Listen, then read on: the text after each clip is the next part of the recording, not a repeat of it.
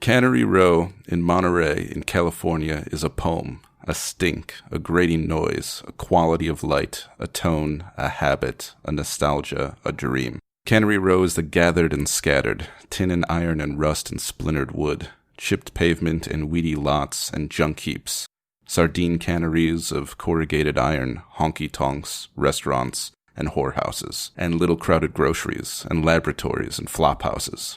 Its inhabitants are, as the man once said, whores, pimps, gamblers, and sons of bitches, by which he meant everybody. Had the man looked through another peephole, he might have said saints and angels and martyrs and holy men, and he would have meant the same thing.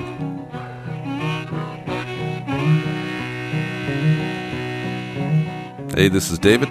This is Nathan. And this is Nick, and welcome to another episode of the Books of Some Substance podcast, where today we're talking about John Steinbeck's 1945 novel, Cannery Row. So this novel is kind of a collection of different vignettes, most of them connected, some of them not, and it's mostly centered around his character Doc, who's kind of this marine biologist who lives down in kind of the downtrodden area of town, the Row, if you will. And then also this other group of the Flophouse Boys, led by Mac.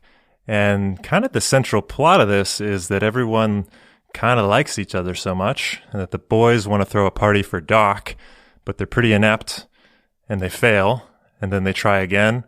And it's basically just, I guess, Steinbeck's attempt at magic, of humanity, of feeling connected. And maybe that's like the first question of what is this thing actually? Because it's kind of delightful, a little bit sad, a little bit sweet, but it's not massive like what I would associate with a lot of Steinbeck themes. So what do you guys make of this thing? Yeah, I mean it's kind of a loosely connected, rambling set of vignettes. Some of them unconnected. Yeah, it's just kind of like if you're just sitting there watching things happen. Like there's some boys who are bullying each other, or one boy is bullying the other boy, but they have nothing to do with anything other than they're also there. Each chapter is like 4 or 5 pages long. But it's so, the whole thing is so joyful, and it's like, it's an image of America that I think we really don't have anymore. It's so romantic and sentimental about the downtrodden. Like none of these people have anything going for them. There's these bums who just, But they're a merry bunch. They're a merry bunch, and then the whores are all a merry bunch. And Doc is the only one trying to do anything with his life, and they keep fucking up his shit, but everybody's happy with it. Even the Doc is he's resigned himself to his role on Cannery Row, and everybody kind of knows who they are, what they are. They've accepted it. They've dealt with it. Like even Li Chong, the Chinese grocer, who's sort of the local bank sometimes. He's where everybody gets their supplies for everything. He doesn't really take any shit from anybody, but he's also kind of giving at the same time. And even the people that, like even the merry bunch of drunks in the Palace Flophouse, they go in and they ask for something. They kind of know he'll say no, and they don't hold it against him because they also recognize that they're kind of, I mean, not that they're kind of, that they are unreliable drunks who will fuck everything up anyway, but still come out somewhat merry in the end. It's yeah, you're right. It's a picture of a specific place in America that I don't think exists anymore. I kept trying to translate this into like modern time. I mean, not. But then meth and like I was crack. I was imagining. It was like, no, that's not going to make that possible. And all the homeless people. I'm like, I can't imagine trying to make light of all of this. Like, right. And what's changed? I mean, Steinbeck, I guess, was down and out from much of his early life as a failed writer. Or before he became successful, he wrote several failed, poorly received novels and was poor. And I think he was actually a character in one of these vignettes. So is it him kind of looking back on this time in his life after he's more successful, kind of nostalgically thinking how nice everything was and looking at it in this glowing light? Or, in the greatest depression that this country has ever known, where people actually having a raucous good time? Well, it's really about the sense of community that they've built amongst each other, which I think is something it's hard for us to connect to. Right. But and I guess my question is I mean, obviously this is fiction. It's not meant to be reality. But it was a little bit hard for me to connect to the story because everybody's so humane. No matter where they're coming from, they can always find some kind of common ground. They all accept and forgive each other, and everybody's basically happy. Yeah, there's a layer of this to where I think it actually ends up being more Steinbeck than a lot of other Steinbeck, even if we associate that other Steinbeck with being more of what he tends to do. But Steinbeck kind of thought of... Yeah, so Steinbeck kind of thought of himself as, weirdly enough, kind of like a fantastical writer. Whereas I think we see a lot of like sort of classic, like early 20th century realism.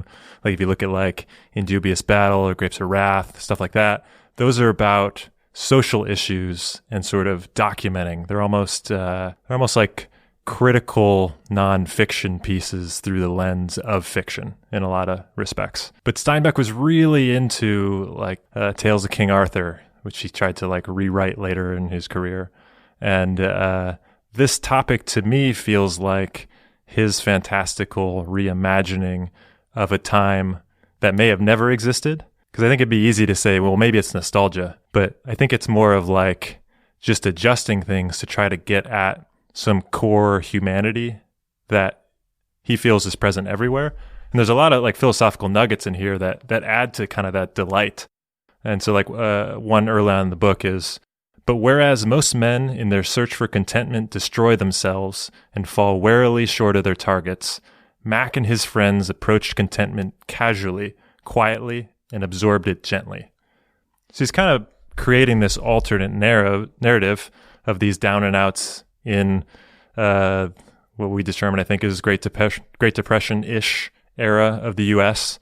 But somehow this collection of people, while they have nothing, actually, oddly enough, have everything. And I think if you look at American history, you're like, where did that ever happen? And I think part of this is it didn't happen and that this is just a fantasy. Or at least that's how I reason through it. Because it's too, like I said, it's too delightful in places. Yeah. And there's a few times where he refers to them as the virtues and other things with capital letters, like Mac and the boys too, spinning in their orbits. They are the virtues, the graces, the beauties of the hurried, mangled craziness of Monterey, and the cosmic Monterey, where men in fear and hunger destroy their stomachs in the fight to secure certain food, where men hungering for love destroy everything lovable about them. And in all of these characters, there is, underneath it, there's a sadness, there's a desperation that's there, but they never destroy the things that are lovable and humane about them. And in that way, it is a fantasy, because that is almost an impossible thing to ask or to see in so many different people. Like maybe a few characters that might be true in reality, but it's so hard to imagine how this kind of life would not destroy something in you. Right. Especially when everybody's just drinking the whole time, which is why we're also drinking at the moment. When I read this, every time I started reading, I was like, I really feel inspired to drink some bourbon. Because it just seemed like such a good time. Mine is mezcal. David, what are you drinking? I am drinking a local vodka here in Hawaii called Pau, and it is distilled from pineapples, though not flavored like pineapples. It's really good. So if you mixed all of our things together, it would be the equivalent of that jug that they get at the bar all the time. What do they call it? The juice? The juice? Something? Yeah. It's basically the equivalent of like whenever you'd be at like a soda machine and you just get some of each. Oh, when you're a kid and you just like, just put everything. The suicide? Yeah. Suicide or the I think it was the suicide. Hey, how did we all call that the same thing? Do you ever wonder about that? Like, back how in do the day these before words the internet? There's no internet, and you're just a kid.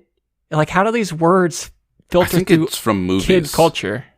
Like, I think somewhere there was some kid movie that called it, like, for us, it was like we would go to especially in the summer, you get the suicide slushy, you know, where it's like all the mix. So it's got to be like, or a comic book or something. something that See, would pass I it think along. there was like a some sort of collective of cool older brother teenagers in each town, and they all knew each other, and they all got together, and they decided, here's the cool stuff that we're going to make the younger people do. And those are also the older brothers that had Slayer records and like cool things that you found out about when you were young. So this is like the indie deep state, is what you're saying? Exactly. And so, much like the indie deep state, the Steinbeck novel that we're discussing is also oddly organized and super underground. So that seems super fitting. Nathan, I think we interrupted you on something that you were going to say that might be more related to this book. I don't know that you did. I don't know really what to say about this book. Before we go too far off of, we kind of talked about it just now that it was a fantasy book that was always joyful, and I don't necessarily think that's true throughout. I think it's hopeful, but not necessarily joyful. Like, even Mac talks about how he destroyed his life, and he has that weird acknowledgement of, I don't know if you know any people that are addicts, but they have this sense like, I know that I am an unreliable person that fucks things up, so if you don't trust me, I accept that, even though I'm asking you to trust me, kind of thing. Mm-hmm. And there's also the young boy that is just semi-feral, who ends up going to jail or is about to be sent off to some sort of home near the end of the book. Oh, yeah. There's this weird scene where Doc sort of blacks out and a young girl dies nearby him, and I don't know what the hell that was. That was weird. For a second, I was like, wait, is Doc some sort of serial killer? No, that's not right. You mean like when he found her in the water? Oh, yeah, that was weird. So like he's like looking at this girl and having this weird dream, and there's music in his head, and then all of a sudden there's a stranger next to him talking to him, like time just disappeared. He's like, hey, what's going on? He's like, oh, what? I'm just collecting these baby octopi. And the guy's like, oh yeah, well there's a dead girl over there. Someone better call that in. I was like, what the fuck is happening right now? There's that other scene where there's like two young boys talking, and one's making fun of the other because his dad just died, and it turns out the dad had committed suicide. But he committed suicide because he couldn't get a job. But interestingly enough, the day after he committed suicide, then he got a job. Yeah. And then they kept trying to make jokes about it, and then the jokes kept landing less and less. Yeah. And then the chapter just sort of ended.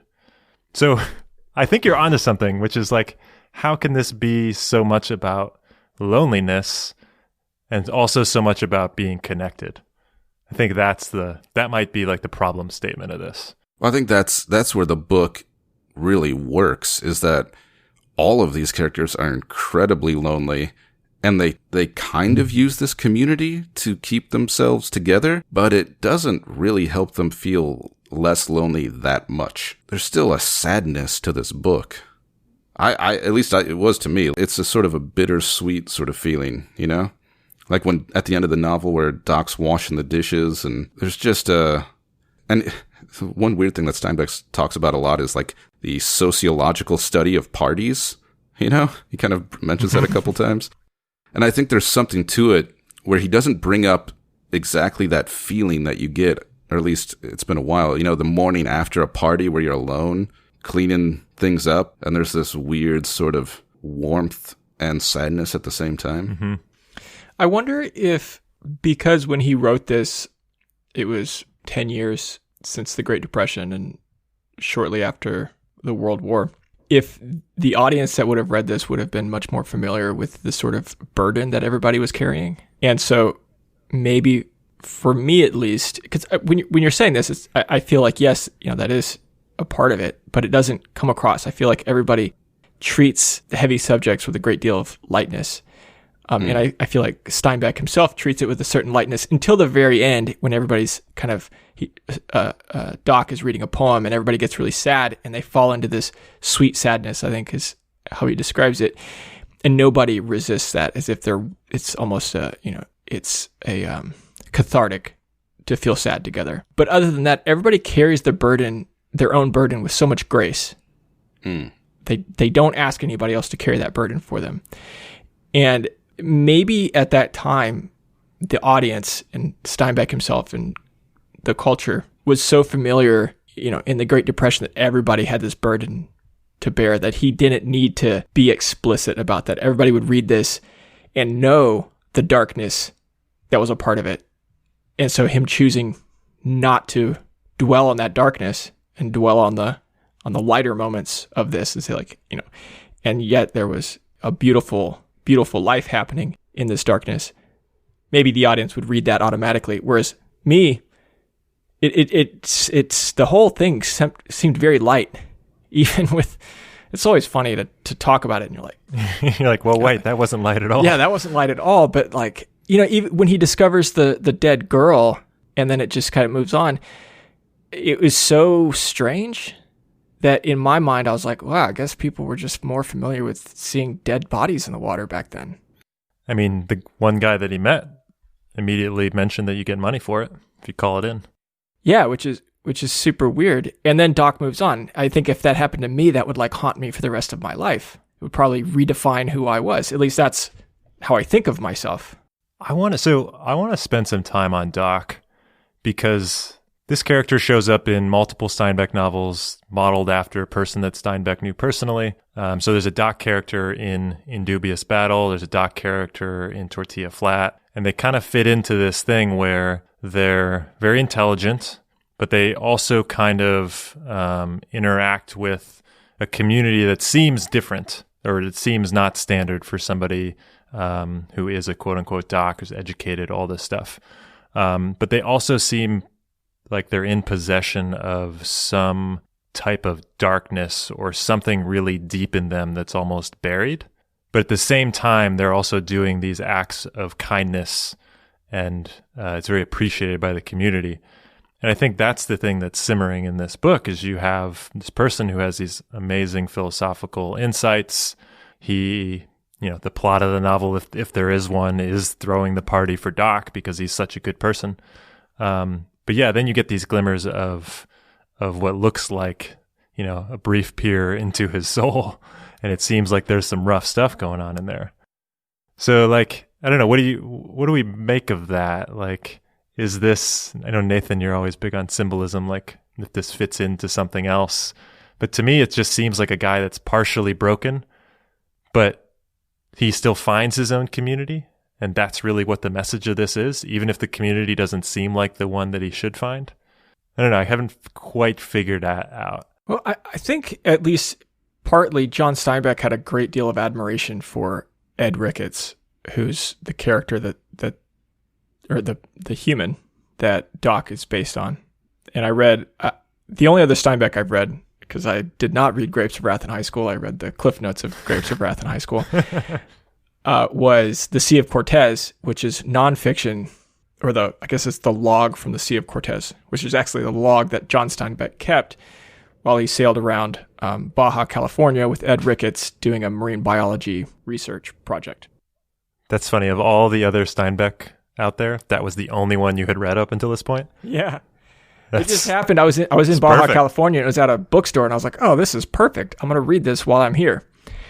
And I liked it a lot. And I really like, Steinbeck's perspective on things in this nonfiction work. But I don't know. I haven't read the other books that you're talking about where Doc appears, but I get the feeling that Steinbeck in this book, since Doc is based on this real person, that he's maybe making this person into a sort of hero. Maybe Ed Ricketts is one of those larger than life characters that kind of becomes the muse for Steinbeck.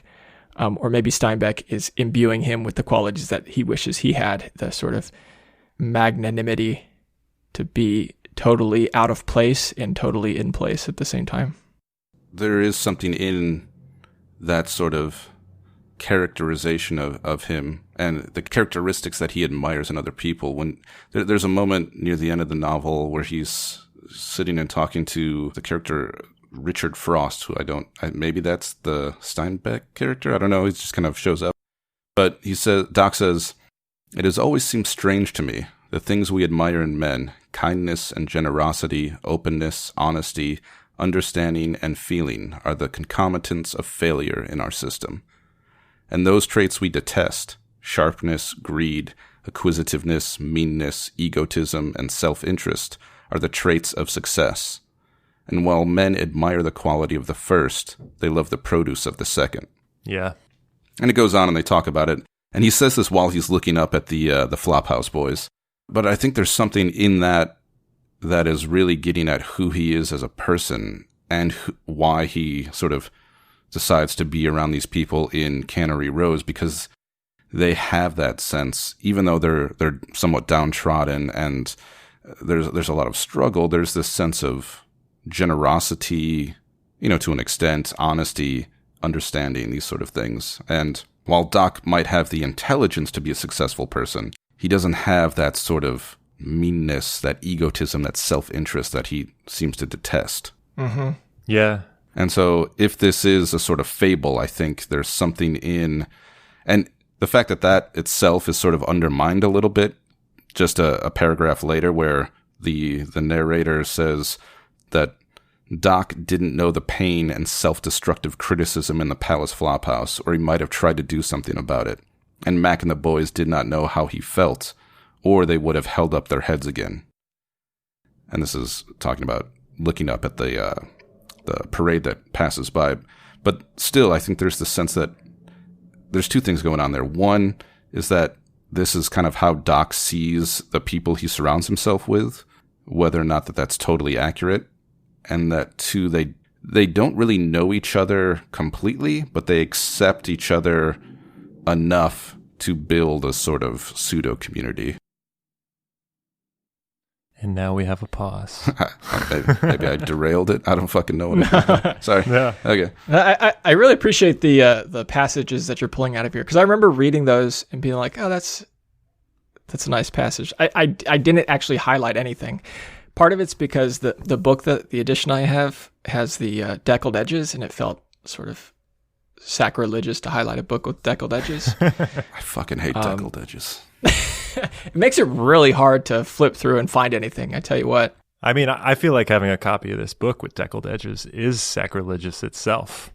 Where it goes against the philosophy of the book. I didn't mean to. It's too bourgeois, man. Yeah, it's just it's what, which is okay. Well, that's a funny point actually, because have you been to Cannery Row in Monterey? Is it Max Bougie? Yeah, it's like Fisherman's Wharf in San Francisco. Huh? Well, now, now. And maybe, actually, I lived on Fisherman's Wharf for a minute, and that's something I liked about this actually, is I lived in a pretty dingy part of Fisherman's Wharf on a boat. And it reminded me a little bit of that, like living on the waterfront and the characters that populate that area. Much like Henry, the painter, who lives on a boat, but he's afraid of the water. Yeah, that was me. That was me. I had nightmares about the water every night. But it's interesting that this book, trying to humanize or show the humanity in the seediest part of this fishing port town, is transformed now into something that's such a simulacra of that. And most people who go there probably have not read this book, but are familiar that it's famous because of John Steinbeck. Yeah, I don't know. Just an aside. I assume there's no more canneries there. I don't think so. I mean, it's pretty touristy. They all went down, many years ago, much like a lot of those industries. But yeah, I mean, I think that actually even fits well into what, as we're talking about this more, I'm kind of thinking of like, what is the central thesis of this book? And like outside of that community and interaction stuff, I think it is the transient nature of happiness, or, any type of moment in general. And I think you see this, and it's kind of encapsulated in the second party when it finally gets rolling and it's finally successful. And it has this sort of this glow to it that Steinbeck describes. Yeah.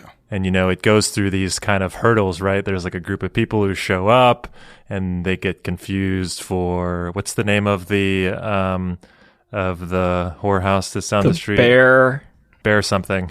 Bear Cafe? Flag? Bear Flag? Yeah. So they get confused for that, and then there's a huge fight, and then everybody loves the fight, and that's kind of like energizes it. But the way it's written, I'm going to read another passage just because like part of it I think it's so weird the way he describes this, as if it's like it's just a good old fight. So they were the crew of a San Pedro tuna boat. Good, hard, happy, fight-wise men. With the first rush, they burst through to the party. Dora's girls had each one slipped off a shoe and held it by the toe. As the fight raged by, they would clip a man on the head with a spike heel. Dora leaped for the kitchen and came roaring out with a meat grinder. Even Doc was happy. Like, what the fuck? He flailed about with the Chalmers 1916 piston and connecting rod. It was a good fight. Hazel tripped and got kicked in the face twice before he could get to his feet again.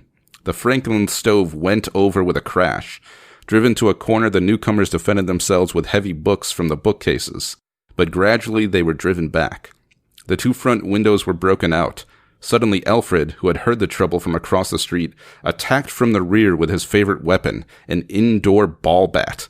And like it goes on a little bit, and then, like you said, later in the night, those dudes come back, and they're like, hey, what's going on? Yeah. Join the party.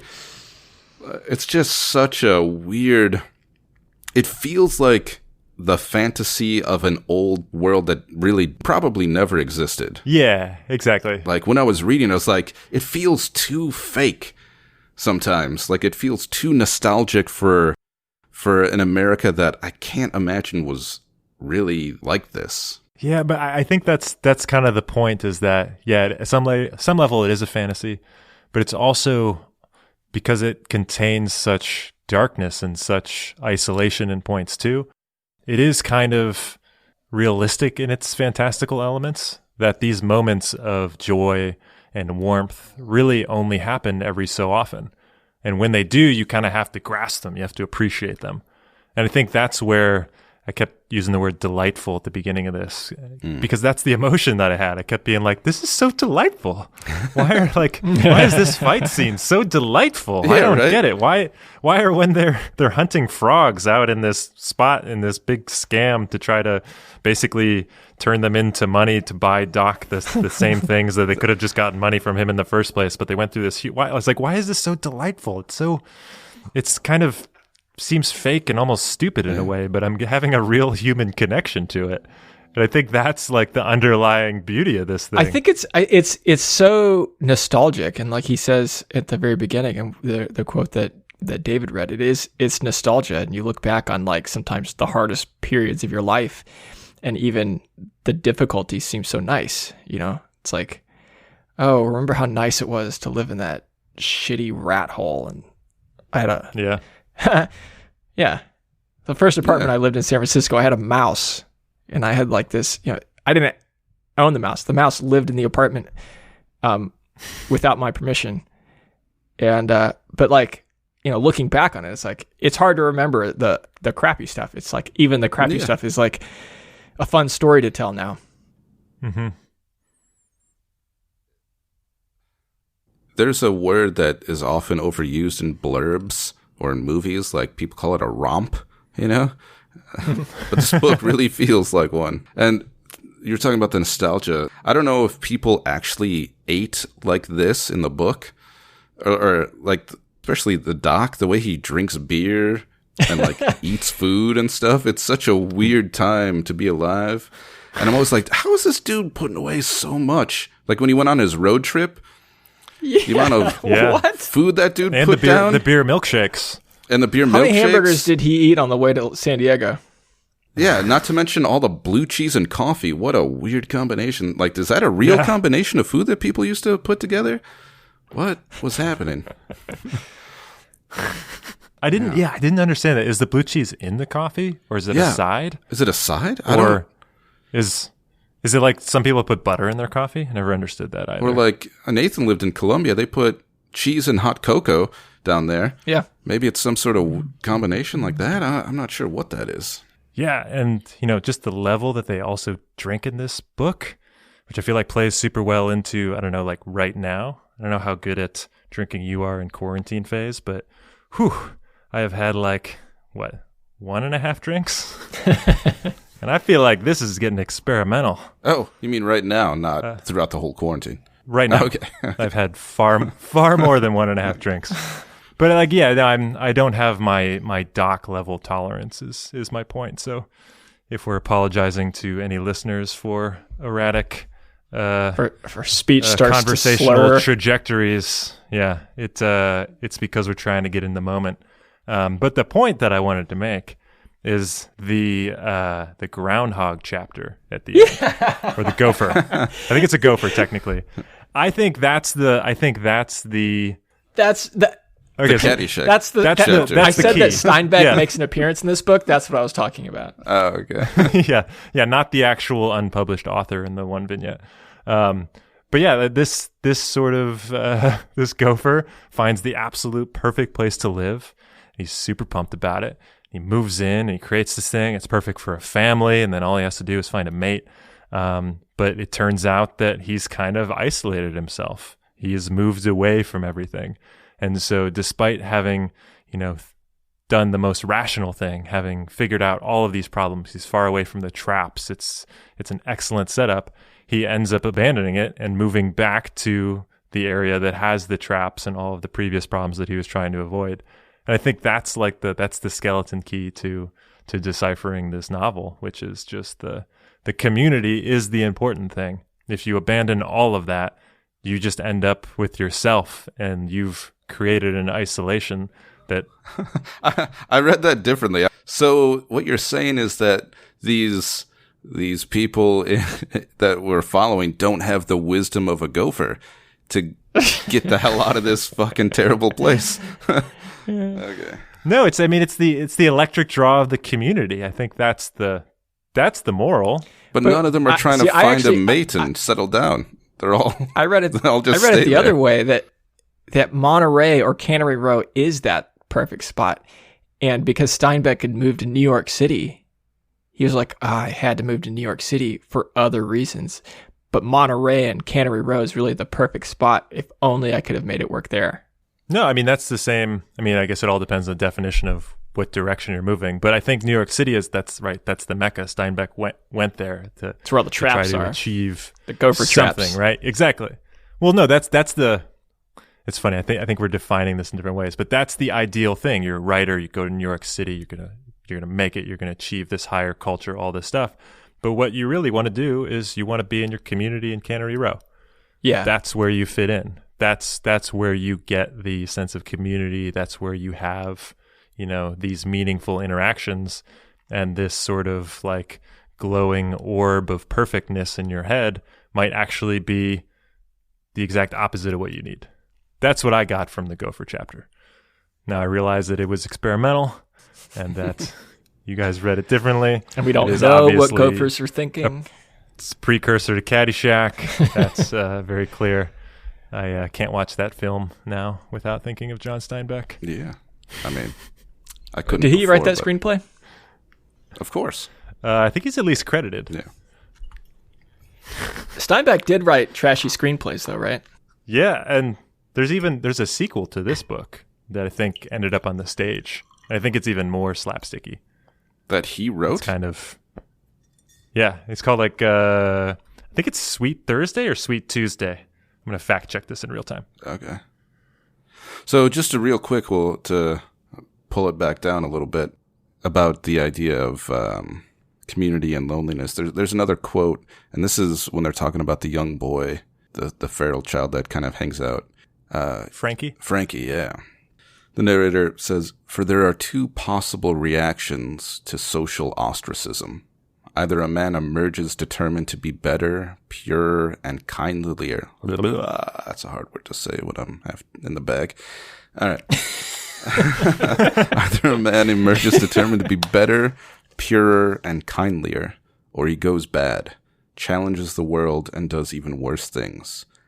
This last is by far the commonest reaction to stigma. And there's a certain sense, like we've talked about at least a couple of dozen times now, that all of these characters are damaged in some way, but none of them ostracize each other. They all there's no stigma to being who they are, as down and out as they might be. There's no stigma to that. They just accept each other. Yeah. So what's the deal with Frankie? Because he lives in the laboratory for a little while, right? Kind of in a box in the basement or something, and he's kind of this homeless kid or something, and then he disappears, in the story. And then he breaks into a jewelry shop and to try to steal a gift for Doc. But did I miss something? What's the deal with this kid? I mean, I think like the question of did I miss something is more of like a structural reference to the book, right? Like a lot of characters don't show up more than a moment or two. So he gets two individual moments. They're discrete in time. They're not really connected.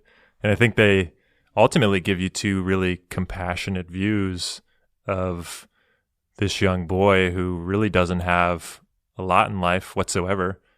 And in the first half, Doc gives him something that he never had before, gave him some sense of purpose.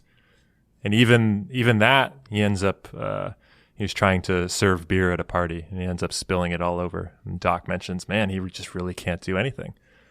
But that gift that Doc had given him is the thing that propels this young boy to try to break into a jewelry store, as you mentioned, and steal a gift for Doc. So even though, truth is, if you look further out in time for this minor character, it definitely doesn't look good.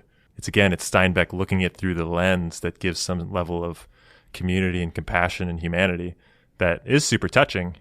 And I think the ephemeral nature of that is important, because like I said, if you're to actually build this out, this kid's got nothing to live for, really, because he is kind of overlooked by society, by his family, by his mom. And so I think it goes back to that concept of, yeah, happiness is a moment. These things are transient. You don't get it the whole time. But maybe if you focus on that moment, that's pretty cool too. So, Nick, you've read a lot more Steinbeck, and this is not the impression that I got from Steinbeck from not reading The Grapes of Wrath in high school. I thought he was much more like gritty, like, hey, people, you need to listen up. Shit's really tough for the common man, and you need to understand this so that we can change things. And that's kind of the opposite tone of this. It's like, if there's a morality, I think it's almost the opposite. It's like, yeah, I think Steinbeck a lot of times gets incorrectly pigeonholed as being a political writer or somebody for or against certain social things. And you see that a lot with Grapes of Wrath. In Dubious Battle is kind of frequently referenced by labor movements, things like that. It's basically a story of some crop pickers in Central Valley, California, and their sort of organized uprising against the wealthy landowners, right? And Steinbeck's big thing was that he actually was trying to document it. He wasn't necessarily arguing one way or the other. While it's clear that he sort of sides with one group, his big thing was more of talking about the struggle, the moment, and asking the question of sort of why does it have to be like this, right? And I think that's an important thing, because a lot of times we distill Steinbeck down to, oh, he's the guy that wrote about labor. He's the guy that wrote about these types of things. He's the person arguing for this. And I think in a lot of ways, this book, like I was trying to describe at the beginning of this, is somehow more Steinbeck than that, because he really focuses on the individual interactions and kind of the magic of that, rather than having those maybe buried more within something where the social cause and the context is much bigger and much more likely to be grasped by the readership and whatever the current situation of the world is, right? I think this, in a lot of ways, transcends it. I don't think you can get some sort of easily definable message out of it, but I think you can get an emotion.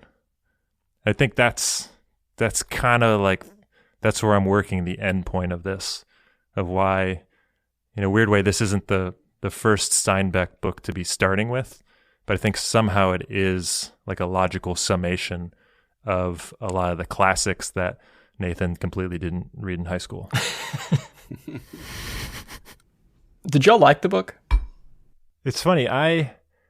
Whenever I start reading Steinbeck, because I've binged a lot of it in like the last couple of months, I'm never excited about it. I'm never like, fuck yeah, I'm going to read some Steinbeck right now. I kind of roll my eyes. I'm just like, I don't really, like, I would much rather be reading these other authors that are on my pile, but I guess I'm going to do this because I kind of committed to it. But I always leave feeling better for it. And Like, I actually think Tortilla Flat is a very similar book to this and a little bit superior. But both this and Cannery Row, both that and Cannery Row, they just give me an emotion that I don't think exists in a lot of other authors that I might be more technically into. And I think that is the core Steinbeck morality that you always hear about. He's really trying to like get to the core. And so I'm not like running out in the streets being like, oh my God, everybody's got to read Cannery Row.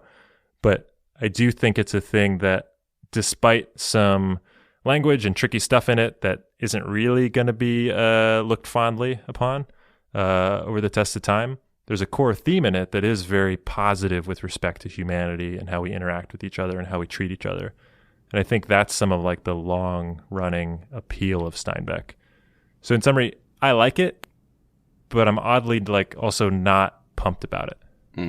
I was going to say, this book seemed to satisfy Nathan's request and mine from the last podcast, which is something not political, not depressing, something kind of light, something kind of that brings a sense of hope and warmth. And I think this book does that. Like, it didn't knock my socks off or anything, but I really, when it was done, I felt oddly closer to my fellow man.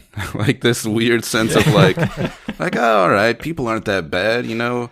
Shit can be down, but at the heart of things, if you're a kind and generous person, things will be all right. Yeah. And I don't know if I fully believe that deep down in my coldest and blackest of hearts, but for a moment, like the Grinch, there was a warmth there. It was nice.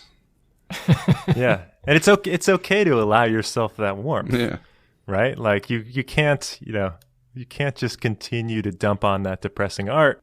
Even if you have that cold black heart and that's what you really want, sometimes you can get art that's depressing but also uplifting, and that's Cannery Row. You, Nathan? I agree with everything that both of you have said. But I mean, as I read it, halfway through a book, I can kind of judge it, like how eager am I to pick that book up again? And I kept kind of postponing it, or I'd read like 4 pages at a time. And then I'd like it well enough, but I never wanted to continue. I never was like, oh, I want to read the next page. It was fine. But I agree with you also that there's a warmth to it that is nice. And, I was like, maybe it would be nice to just sit here and drink some bourbon by myself, and there's nothing wrong with that. And that book kind of gave me that feeling. And then yesterday I was like jogging. I was like, it'd probably be really nice to just get in a good bloody fight. For no reason. Just get hit in the face. I bet that just clarifies a lot of things. And that's totally Steinbeck's influence. Yeah. So now you're drinking bourbon in the middle of the afternoon and looking for fights. Just a good old fight. And a scrap. I guess we'll pick you up from jail a little bit later today. Oh man, that is, by the way, another thing that was totally crazy and unrealistic was near the end of the book where the guy who ended up in jail for trying to steal a needle where the prisoner, he's in prison. Let me see. I highlighted because I was like, what kind of prison is this? Oh, the guy's name, Gay. Gay heard about the party clear over in the Salinas jail, and he made a deal with the sheriff to get off that night and borrowed $2 from him for a round-trip bus ticket. Gay had been very nice to the sheriff, who wasn't a man to forget it, particularly because election was coming up, and Gay could, or said he could, swing quite a few votes. Besides, Gay could give the Salinas jail a bad name if he wanted to. Like, what? Yeah, and it's stuff like that. Like, how are we supposed to take that? It's so outlandish. He's like, hey, listen, I know I'm the one in jail, but if you don't give me a couple of bones to go to my buddy's party and 2 days off, I'm going to spread some bad news. Bad words about your jail? Like, what is this? Jails are getting Yelp reviews? Come on. Yeah, I mean, it's like the thing we started off with. It's like, what version of America is this? Did this ever exist? And the more you talk about it, the more examples, it's just like, no, this is actually kind of a bonkers, just fantasy, like alternate reality thing more than it is actually nostalgia. I wish it existed. Yeah, brains are capable of, this is true. I mean, it's hard not to think about the fact that John Steinbeck didn't live in California anymore when he wrote and published this book. and that maybe there was this, maybe California did seem like kind of an exotic place where things were could happen and people were free and everybody got along and the rules didn't apply. And he was maybe partially nostalgic about that, but maybe also capitalizing on, disillusioned New Yorkers who wished they could get away and go someplace where they could be their freaky selves. So you're saying that this type of characterization of this area could have only happened from afar, through a lens of basically missing it, distance making the heart grow fonder and more experimental? I kind of think so, yeah. This does feel like an oddly missing link between earlier 20th century literature and kind of this snappy, cool hipness of 1950s literature, right? Like that first, the quote that was read at the beginning, that is the first paragraph of the introduction of this book, really has that kind of proto beat sort of feel. It's got lots of repeated conjunctions and stuff like that, and it's really about the rhythm, and it talks about Cannery Row as being a poem, but that description is kind of a poem in and of itself. And so I think it's more of accessing that and putting it through that lens, but also I don't know, maybe this is kind of a missing link into a lot of the literature that kind of followed on the heels of this. We don't think of the Beat generation as being connected to Steinbeck and stuff, but kind of get a little bit of that vibe in it too. Especially if you think about a Kerouac, those books are all super boring, by the way, but they're all just look at these things that happened while we were drinking. They're just these orders of emotions that they had while, defying the system.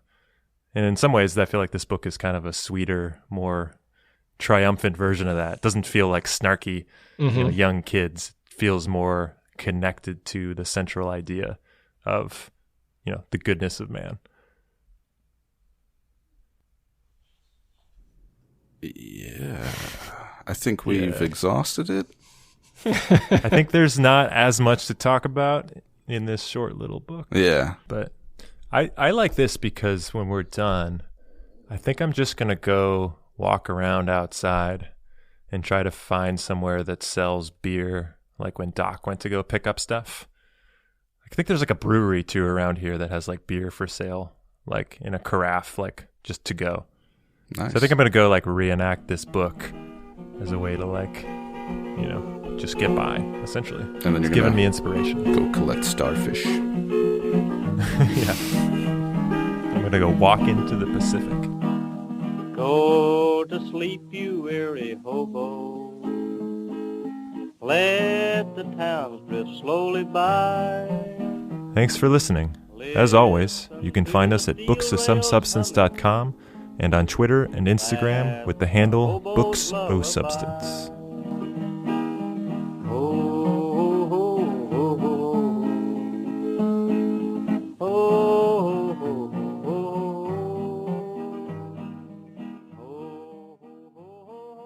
Wash it down with a beer milkshake.